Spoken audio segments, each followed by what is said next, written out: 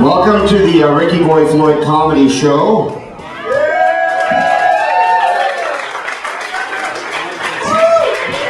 I wrote it all down.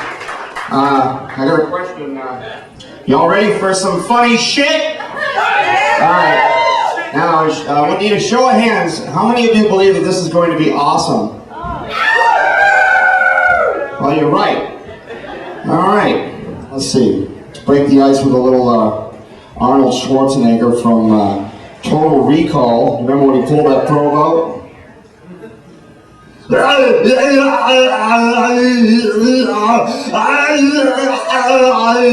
Get down! Arnold Schwarzenegger. Oh, if you hear any comedy this evening that you just want to hear that thing again, like a quick thing that I do that again, just go, do that again! Alright, did you mean it? Get down and the kindergarten club! Now it's been 4.5 years since I did this officially. That was at Granny's Burritos upstairs, before I worked there even, when they just fed me every day. And that's 4 years ago, 4.5 years ago. I was looking at it on DVD, you know, 4.5 years older. There's things that have changed, like getting old. Like now my mustache looks like I just took a drink of milk all the time, right? And then there's, you know, putting on a few pounds. I'm not going to go into getting fat, I'll just sum it up. It hurts and you can't move. Alright, let's see here. Oh yeah, another thing about getting old, that's right. You sit there in pain, oh, I can't do nothing. The depression that comes with weight gain really helps you eat more sweets. And another thing about getting old, you know when you go in the bathroom and you take a piss and then you stop pissing? I don't. Alright, let's see here. I've actually, since the last comedy show, I've gained the weight of another comedian. I have like two comedians in me. Oh, here's a one, you'll love this. So, you know, we've all got the modern cell phones, and we've got them on vibrate, you know. And so, like, you'd be getting a call, it's on vibrate, right? Well, I answer the phone, it's not my phone, I'm having a little stroke. And when you think about it, it's just a little stroke. And when it happens, I'm like, oh, it's no fun, that's just a little stroke. Alright, let's see. I got enough shit in here that I'm gonna have to be cutting it left and right. I'm gonna go right to the mean stuff. Let's see. Oh yeah, and like, you know what? All these problems I'm telling you about, like the next routine, I'll be looking at the DVD from the last routine and going like, oh, you thought you had problems, huh? That was nothing. Alright. I'm gonna tell you about what happened at where I used to work and how I got to where I work now. You know, I was like, oh, you want to talk about where you're working? Who cares, right? Well, this is interesting. So, I had this piece of fucking shit boss, right? And he snorted the business up his nose, and he's a victim. You know, the world did it to him. Like, oh, there's nothing I can do, man. There's nothing I can do. I drank the upstairs, and it's not my fault. So it's like, oh man, I think I'm going out of business. I know, I'll absorb all the freight myself as it comes in. So it's like, surprise, no job, and surprise, the last 3 weeks of pay or whatever that was coming to you. It wasn't really coming to you. You were just working for the customers. Fed them all. So I found myself without a job at Christmas time, and my friend Sean told me about this place that had a banner right out front. Right on the wall it said, now hiring, and they never take it down. You know why they never take it down? Because people are running out of there like they're on fire. And I actually have so much horror having to do with my latest job that I could never cover it all, so I had to write it down. Oh, here's a metaphor to describe where I work. It works really well for me. Can you hear me okay? Yeah. Is it funny back there? Yeah. So if you had a tumbleweed, right, a full-size tumbleweed made out of barbed wire, and it was inside your head, Pulling it out through your nose, that's what my job is like. All right. And when I started working there, they had so many rules that I was like, oh man, I hope I don't get fired. And now I'm like, oh man, I hope I don't ever not get fired. Because it's the idea of being trapped there and, you know, oh my God, they're not gonna fire me. And oh, here's a point. So like they had all this new staff at work, and I should look you people in the eye. I mean, what have I got to be shy about? I've performed for a while now. We'll talk about sex a little bit later. That's on page 3, and 4 and 5. Oh yeah, so they got this like whole new people. It's like you walk in and your entire staff has changed. And there's these young girls there, and it's been a while since I've been anywhere near young girls, and there they were, these young girls, and they were hot and everything. That's, you know, that's cool. And but then you don't realize how old you've gotten until you go to speak to one of them. Like I just ended up speaking to this girl. I don't remember what it was about, something to do with a job.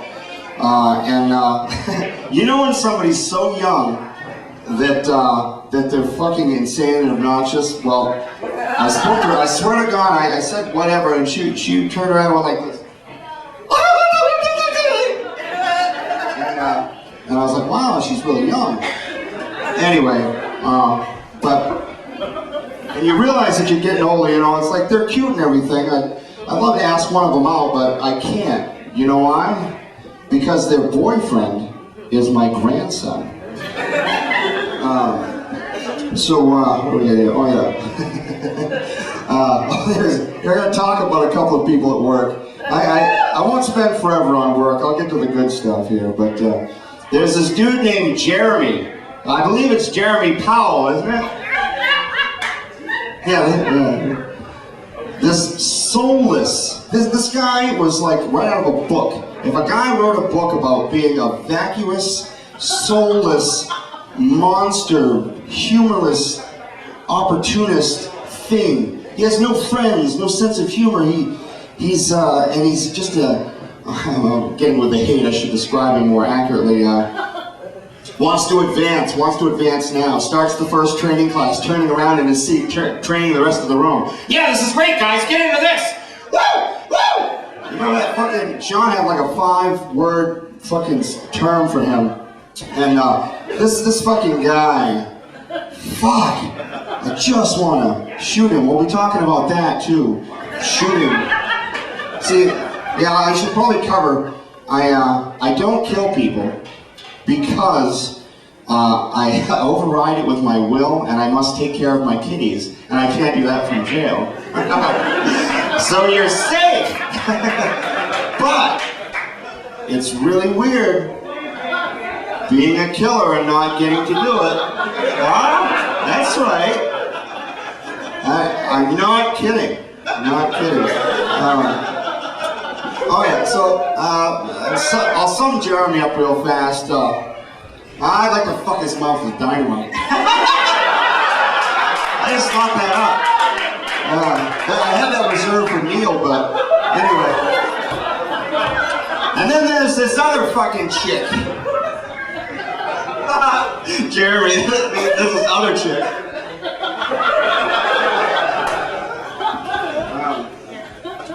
If this is funny, boy, wait till I get to Bruce and Tanya. So there's this chick that's like 14,000 months pregnant, right? And she has nothing to talk about, and she wouldn't be very interesting anyway, but now she has a subject. When I had my first run-in with her, I sat down next to her, and she was just like, you know, immediately forward and telling us stuff about herself, and it's like, I haven't met you yet, you awful thing.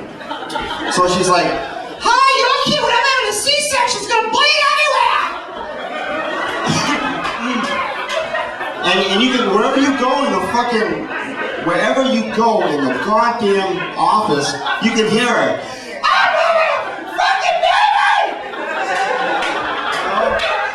I know you're having a baby. You're walking by and your head doesn't come by for 5 minutes. Does that make any sense? I meant the belly goes first.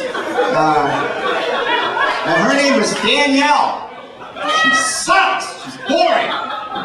And she's never gonna have it. You know what she's doing? She's not having a kid. She's turning into a fucking box of beach balls in front of me. And she's not having a kid. She's turning into a monster. She looks like a fucking bag full of boobs. Fuck that.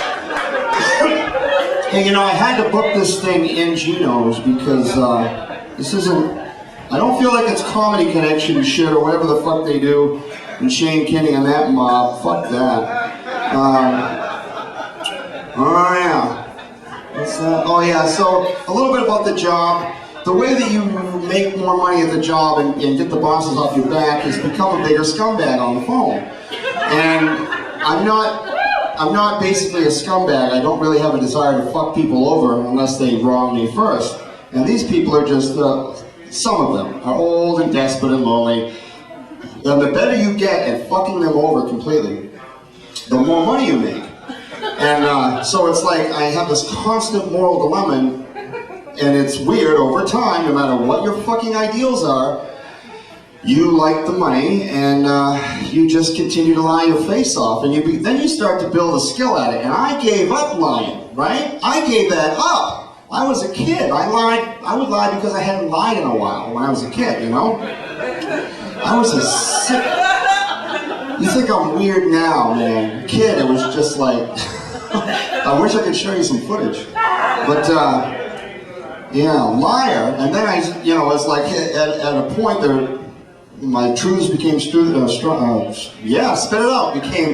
my truths were stranger than fiction. There we go. That's media power, that's what did that to me. So that's the name of the place I work, Media Power, so I can be fully sued. Go on over and apply, you'll get $1 million a week, short hours, and just, yeah, so the tumbleweed out through the nose, right? So anyway, typical caller at my job, I digress a bit here. Typical caller, it's like, blah, you know, this is me, blah, blah, blah, blah, blah, fuck you over, blah, blah, blah, blah. And they're like, how much for shipping and handling? $14.95. What? $14? Oh Lord! Lord! Oh Lord in heaven above! I just wanted some help and you lied to me! This is when you've been awake for 2 minutes, your coffee has not touched your lips yet. Oh Lord! Lying in my backyard! Woo! That's call one. Oh, and it's a failure. Then after that woman, I am lying! They'll come up behind you, and they'll be like, why didn't you get that one? You should have just offered her the cross-sell. She's speaking in tongues, and I'm supposed to find out where her wallet is. Alright, scumbag, that's the scumbag principle. I don't want to fuck people over. And every once in a while, this isn't funny, this is sad. Every once in a while I'll get some really sweet old lady, the nicest person in the world. And at the end of the call, after I've sold her this, overpriced, I'm scared. They got me scared. They got so many millions that they got me scared that if I say their name, they'll get me. They'll have me killed. So like the sweet old lady will be like, I get to the end selling this overpriced poison, and there we go. Grandma, can I have your last few fucking pennies to just fucking? It won't actually kill you. It's supposedly good for you if you don't mind shitting your fucking brains out. But anyway, it's not a little bit of rage there. So at the end of the call, she'll say, thank you, Rick. You've helped me so much. No, I haven't, Agnes. I fucked you over. I've been lying like a rug the entire call. All right, so this is for you guys.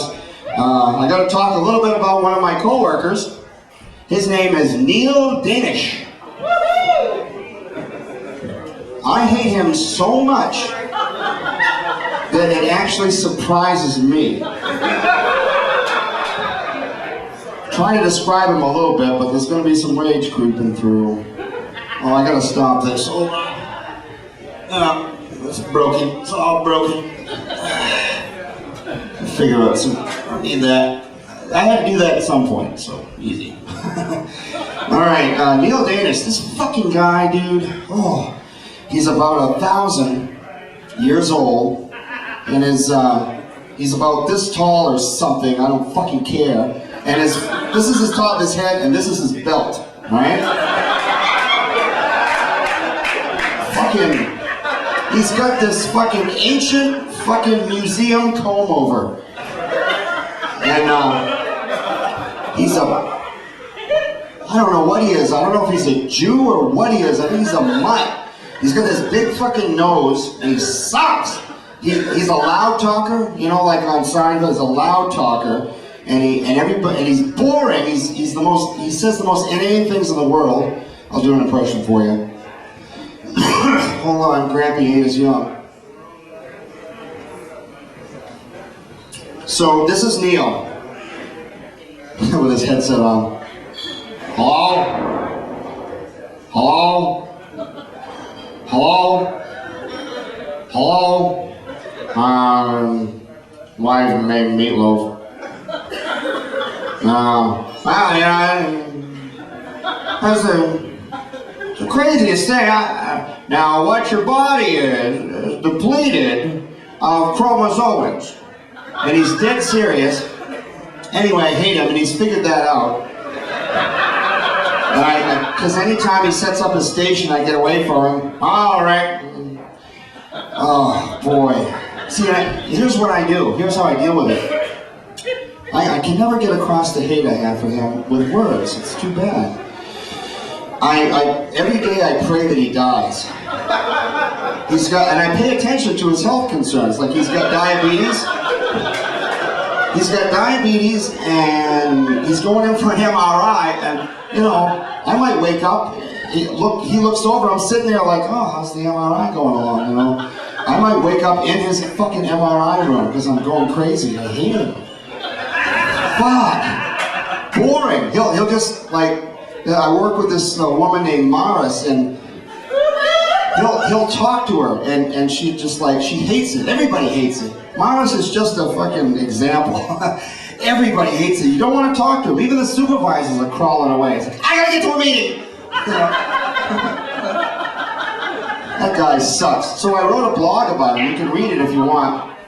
MySpace.com/RickyBoyFloyd. Just look for Neil Danish. And I'll just give you a little bit of that right now. He's shit with shoes.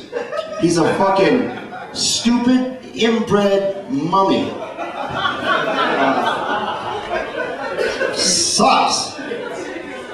I don't want to do that. Oh, I got one for you. You know when Nick took me a long time to figure out how I feel about him. I'll let you know. Oh my God, I work for the one. I went to see the Oracle. She told me that I would fall in love and that man would be my supervisor. He looks exactly like Neo. And it just makes me want to be a better fucking Trinity. Alright, so, do what? Which one? The punchline? What was it? Oh yeah, okay, you want me to do it again? I work for Neo. I work very hard, and him looking like he does just makes me want to be a better Trinity. You know when you're taking a shit?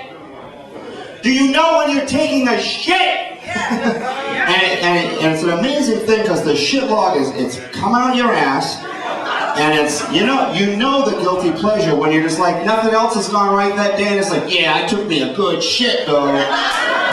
And when it feels, I specifically want to focus in on when it feels its best, like guilty pleasure, like wow, this is like the release of excrement, but at the same time, I'm getting some endorphins released here.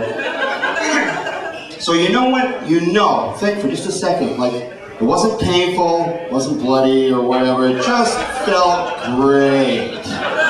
And you're gonna tell me you don't like anal sex, right? All that is taking a shit in reverse. Alright. Alright, here's an oldie but a goodie. Sean and Dougie will like this one. This is what an astronaut signs up to do.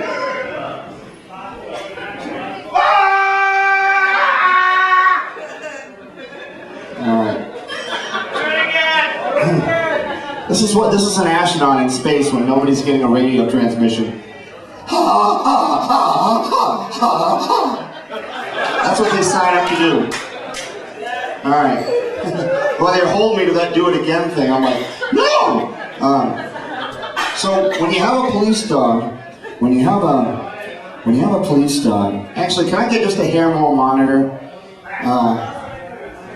When you're being bitten by a fucking fascist police dog, that thing's chewing on you, and you're pulling away because it's biting into your flesh like this. Ah! Jesus, get off me! Is that like resisting being bitten arrest? Because they'll bust you for, like, you know, resisting that police officer that was had a fucking milk bone stuck in your eye. Oh yeah. Alright, so this is happening one time. There was a dog, a police doggy, in a car with the window up. I was walking by him on 4th Street here, years ago, and he was barking his fucking head off at me, you know, wanted to rip the drugs right out of my pocket. And, just really going for it, you know. He stripped his teeth, he's snapping at me, and he wants me bad. And I walk by him, and I know the window's shut and shit, and I know what's up, and I go like, fascist. And this guy down the way heard me call the dog a fascist, and he started laughing, and I thought about it, the idea of the doggy, you know, having no idea what fascism is. Anyway, shot them both.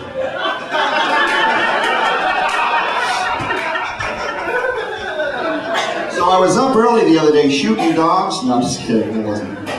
But I noticed the other day a guy went by in a pickup truck and he had a dog, a German Shepherd or a fucking Rot, I don't give a fucker, barking in the back. You know these people that drive around with a car or a pickup or whatever, and this fucking dog is barking everywhere. He's basically just raping sound. He's just sound pollution. And I'm thinking, what is this about? What? You know your dog is barking. Is this like a fucking public address system? Hey, look, they suck! Look, they suck! Anyway, they're dead. I guess I am angry. I didn't know I was going to admit all that. Oh yeah. Here, Dougie will love this one. We've got a dog that lives next to us. It's my landlord's dog. It's a mutt. Her name is Stella. She's like, she's got some, I suppose she's got some Rottweiler in her, or fucking English, Irish Bulldog. I don't give a fuckish. Anyway, this dog wins, I think. Eric's known some really stupid dogs in his time, but this dog, I think, takes the cake. This dog is so unobedient. I think it's obeying commands in another dimension. It's the stupidest, most worthless, fucked up hound. When it's not fucking up and just not obeying, Stella, come, now. The dog's like, I'm sorry, you mean now? I thought you meant in a bit. Now! Dog's like, not later? If the dog doesn't obey the command, kick it until it does.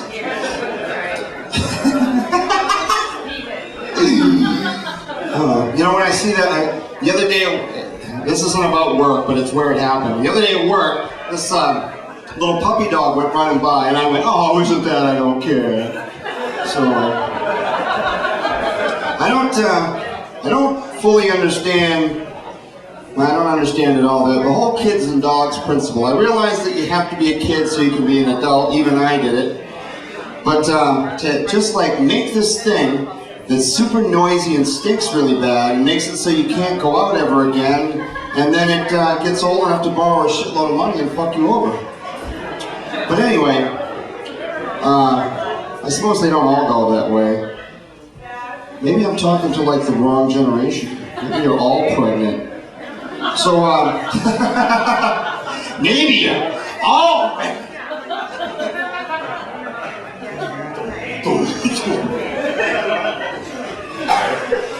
My water broke, yeah! Alright. So I've always hated sports, and I'll throw politics in there too. I think I'm just going to skip ahead. I don't want to talk about ignorant fucking sports and politics. That gives them strength. Happy in a can. Oh yeah, so reefer, right? Reefer is happy in a can. Here's what I did with reefer.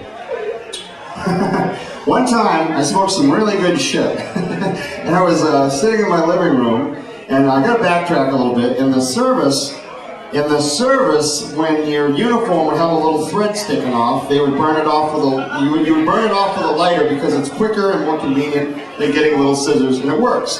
So I burned off a shitload of those in my time. They even have a fucking name for them.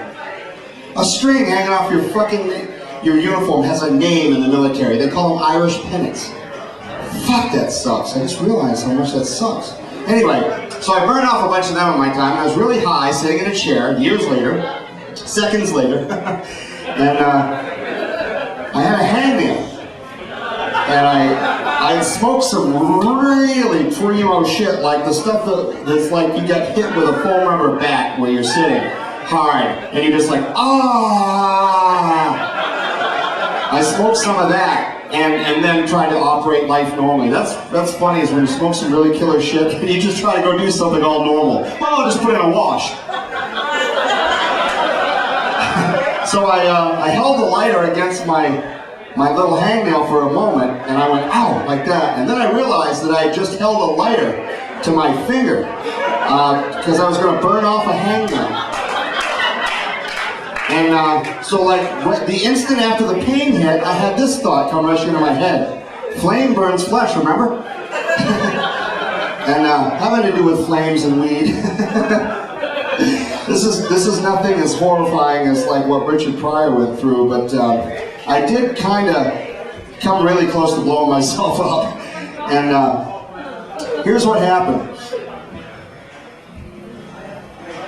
I worked at a paper mill, and my shift would change where I was always awake, a switchover of 12 hours, so I just didn't sleep anymore. And I would be awake when I'm supposed to be asleep and whatever. So I stayed up after a shift, and then it became dawn, and subsequently day, and a hot day. And it was like, oh, this is great, you know, I'm super tired, and I'm high and whatever, and I don't have to go to work for a while, and it was a nice day. So we had this fireplace, and I like to put a bunch of shit in there around the yard. You get your wood and your scraps, put all that together, and we had this awesome fireplace outside, and just burn up some shit. You get stuff done, it's great. It's in the middle of this giant yard, normally I do these things at night when it's cold or dark, and I pour gas all over everything. Because I want to get it going, and I can handle it. I know what gas does and everything. Well, that's usually at night when it's either cold or dark or both. Turns out, when it's daytime and it's hot, a lot of that gas, as soon as you pour it out, is becoming a vapor, and it's actually encompassing a large area. So it was a hot day, and I was super high, put all this shit together in the fucking thing, and what I would normally do is I would take a little trail of gas away from the fireplace, and then I would safely light it with my little Olympic torch newspaper, and it would go over to the fireplace, and I wouldn't have to, you know, get it going or nothing. It would be burning all of it, ready to go. So anyway, it was a really hot, you know, sunny day, and I did my little trail, and as soon as I brought the paper anywhere near that trail, everything blew up. And I wasn't ready for that, and this is what it was like. You get to know what it's like without having to do it yourself. I just leaned it over to there, and then everything, this is probably within a second, which lasted about 5 seconds. Within a second, it just got really hot in front of me, and it was like this lion's roar that built and built and built, and it never got any less loud. It was just like the beginning of the MGM movie. And I was flying backwards. And as I was flying backwards, I swear to you, I was checking out my eyebrows and my mustache, which felt just like a plastic Brillo pad because they were on fire. And anyway, I lived.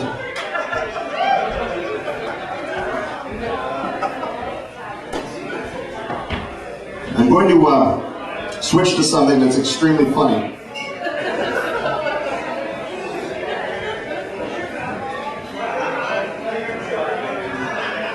All right.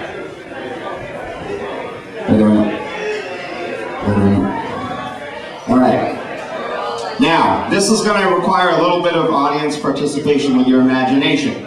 Just imagine a white trash couple.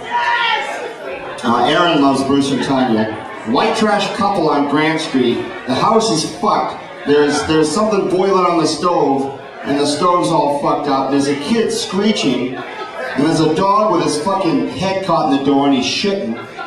And it's just like the worst, most ignorant, inbred, awful fucking white trash couple you've ever seen in your life are fucking fighting. All right?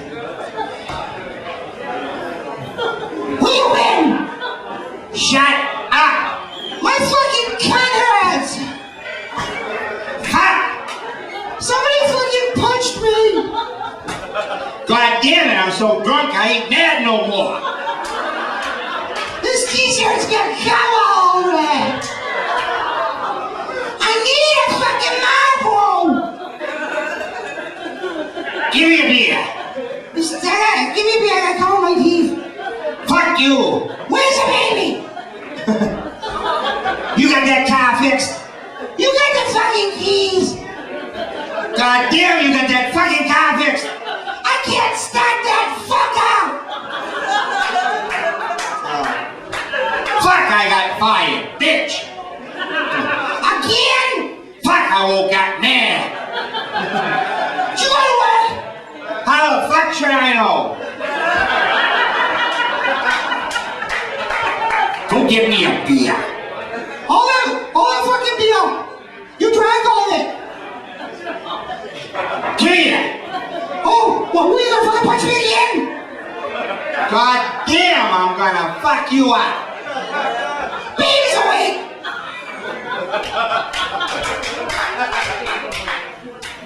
Where's the dog? I don't know. Kid let it out. Whoopee! Here, boy! You quit yelling at dog! Fuck, it's gonna suck for you in a minute. I'll call my brother! I'm drunk again and mad as hell. I ain't fat! I'm fired and I'm fucking hammered. You smell like cunt! God damn, I woke up mad. When I finish this beer, you're fucking history. I'll call my brother. He's 6'2". He'll put a hurt on you. He'll put a hurt on the baby.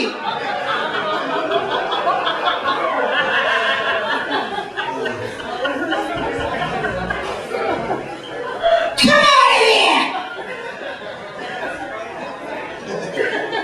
All right. So when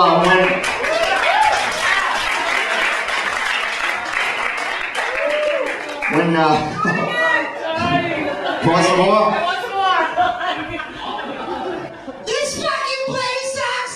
I want out of here. I've been trying to get you out of here. The fucking baby's on the milk carton. You know he ain't got milk.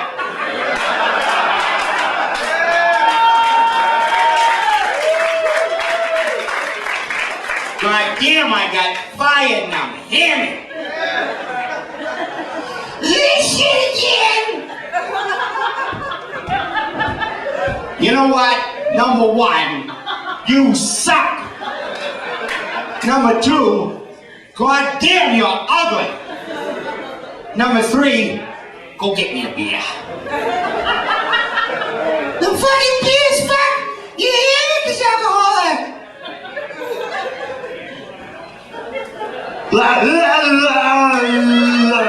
Get down!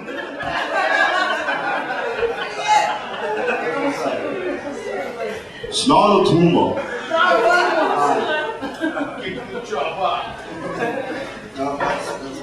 So when me and Mark and some other people first moved to Portland. Alright, so this is me and Mark and the rest of the mob there, the Clampets, everybody. We all packed up and we moved to Beverly, which was Portland. I had lost my job at the mill, couldn't bear the idea of getting another fucking job in fucking Old Town or Bangor. And sounds like a fucking Stephen King novel. And then he went down to the fucking Barrens. We didn't have any good credit and we needed an apartment in Portland, and Mark scouted ahead and he found a likely candidate where they didn't require a credit check. They did require a species DNA test. Anyway, we had this apartment and it was on 50 Wilmot Street, but we didn't call it that.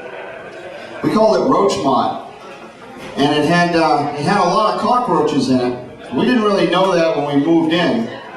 And it had, on the second floor, which you had to go by to get up to your floor, it had headhunters. Real headhunters. Alright? Our neighbors downstairs were headhunters.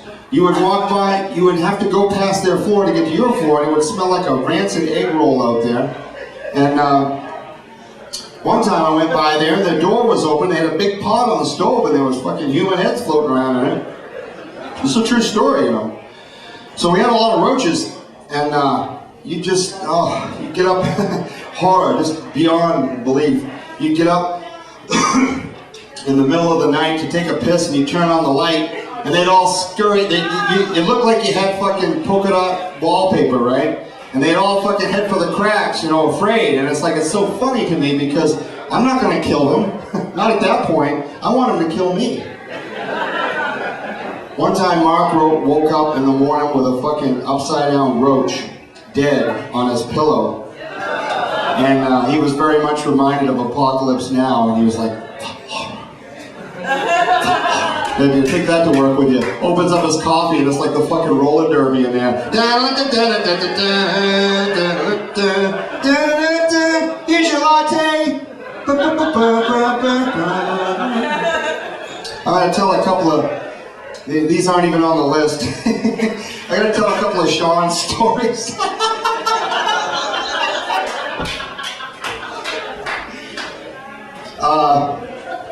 If I fucking hated Sean, if I hated him, I would still be amazed by him. But I don't, I love him. Here's what Sean did once.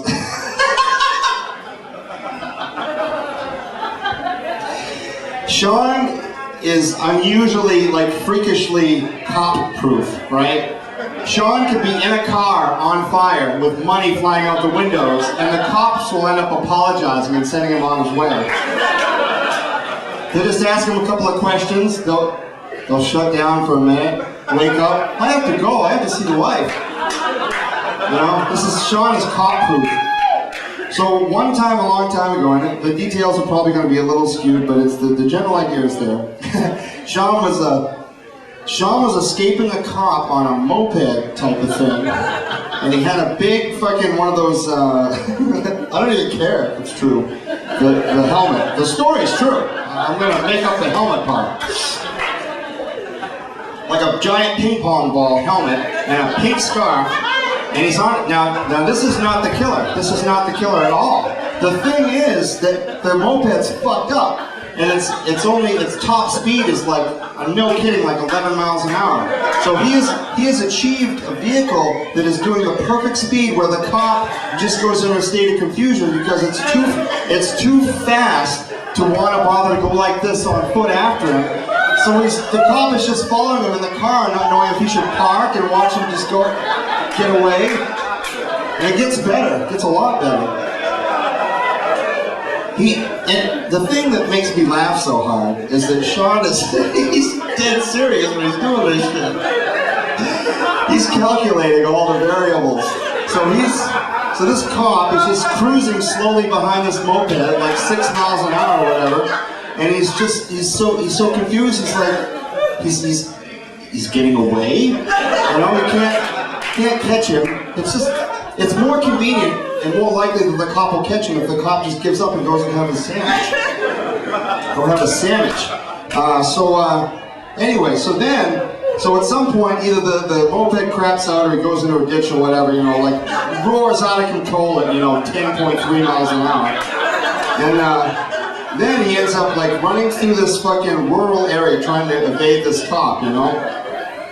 There might be 6 dogs after him, I don't remember the details. But anyway, this cop's after him, so Shawno goes through this fucking area, and his idea is to get out of sight and change his outfit. So he could just be like walking on by, it's like... So what Sean does is he ends up in this guy's like living room or something, and he's taking all his clothes off, Sean is standing there naked, and this, some poor bastard is just like seeing him in his on his back deck or in his living room or whatever. It's like, what's going on? And Sean's like, don't worry about it. And, so that guy won't remember any of that. And I forget. I know that he eventually got away. The thing, you know what? I swear to God, he's cop-proof though. Like, here's what a cop will do. They'll fucking find a jar of roaches in his bag, but they'll never ever find the ounce of killer in his fucking leg, Anyway, in his undies.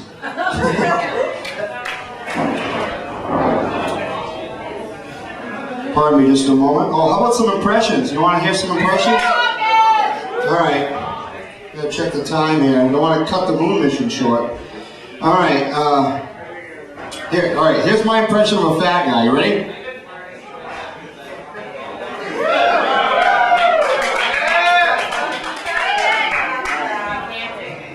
So, if you know who this is, multiple men, he hissed at you. And the next hour, what did he say? He said I could smell your cunt.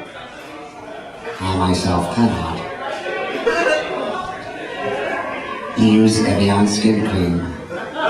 And sometimes you wear that at all. But not today.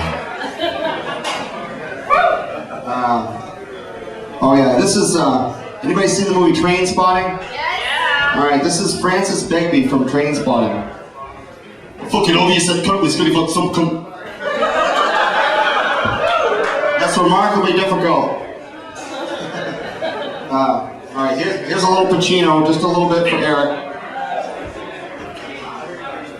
What I want is for my father not to be bothered. Alright, that's Pacino. Here's a little, okay, from here on nothing goes down unless I'm involved. No blackjack, no dope deals, no nothing. A nickel bag gets sold in the pot. I want in. You guys got fat? Well, everybody's starved out here on the streets. It's my turn. You think you're gonna live long enough to spend that money, you fucking hump?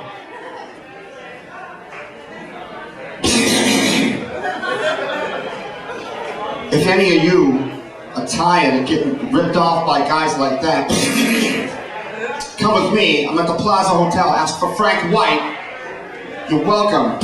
You're all welcome to join.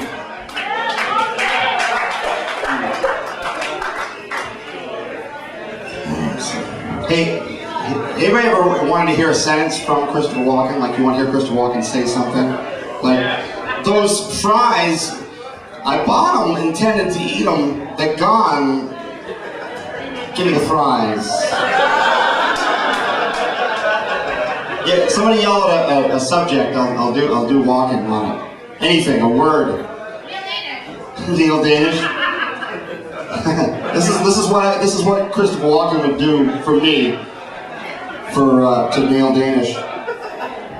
Old man, your voice, you're too loud. You don't listen when they tell you to tune it down. You suck. I watched you, heard about you. You suck. This is for Rick, and he's got me videotaping this so he can masturbate to it later on. Of course you don't get it. You're stupid. You're old. Gross. What's with your hair?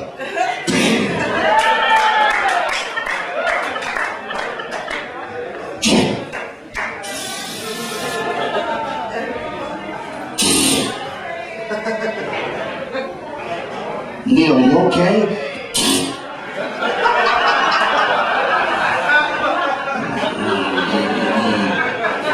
Neil, this is how bad you suck.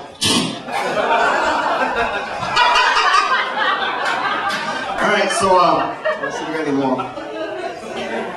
No, that's enough of that. This is just for me. This is De Niro in Goodfellas. Right after he finds out that Tommy's been killed. I should have a mic stand for this. This is just for me. Okay, that's it. We got one more Sean story. One more. So Sean, he was fucking this really gross chick, right? She was like a fucking linebacker, and he was at her place, and he was going out to get in the hot tub, right? And he was he was naked, you know, you get naked with a hot tub, and Sean had the misfortune to just plant his ass right down in that fucking hot tub, right on top of a water jet, right? I didn't think that they would have them positioned like that, but old Sean got like this violent, sudden rock and roll enema, right? So he has like, now it has happened in a split second. So whether he had to shit or not, he now has a large intestine just like completely full of hot water. So he doesn't want to shit in the hot tub, and he's running out of time to not be able to shit. Like he has about a second or less. And so he jumps out of the hot tub real quick, and he squats on the lawn, and he's taking this giant fucking Labrador dump on the lawn, and the cars are going by watching him, you know, and he's just like, don't worry about it. Oh man. Okay. Isn't it strange? Isn't it strange? This is not judgmental, but isn't it so bizarre as a heterosexual male that the idea of two women getting it on is endless fucking masturbation and join-in material? It's awesome, it's amazing. But then you confront us with two men getting it on, you're like, oh, that's gross, that's horrifying. Wouldn't it be great if you could have like the stereotypical heterosexual fear and having a switch to turn it off? Have two guys going out, it'd be great. Turns out I'm like the only like, you know, self-conscious heterosexual male in the room at this point. I'm the last one. Oh, you guys don't get it? We get it, we love you! Oh yeah, here's one. Here's a nice simple one. Loretta will like this. You still here, Loretta? Aw, well, Loretta loves this shit. This is this thing I do that always makes me laugh, and it's really weird. I just call it the dog snort, but it's I think it's so good and so funny because it seems to be directly hardwired to madness. Aww. Stupid. Killer! Hear me! PDR! Alright. This is the dog, I almost forgot, the dog snort.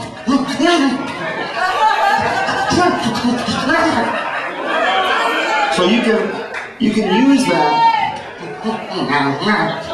You can use that. I want to suggest this to these ladies that have trouble with like a lounge lizard bugging them, like, hey, you know, I own my own hosen framer. You can just go like this.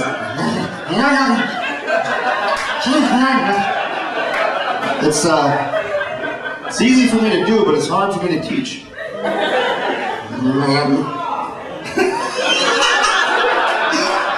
Somebody's fucking with you. Hey man, you gonna move your car? I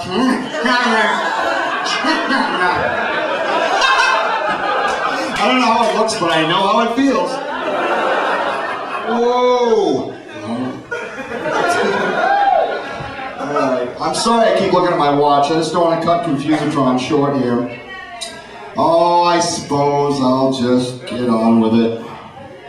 Alright, I'm going to switch over to the moon mission now. You're just going to have to wait just a second. It's like a minute.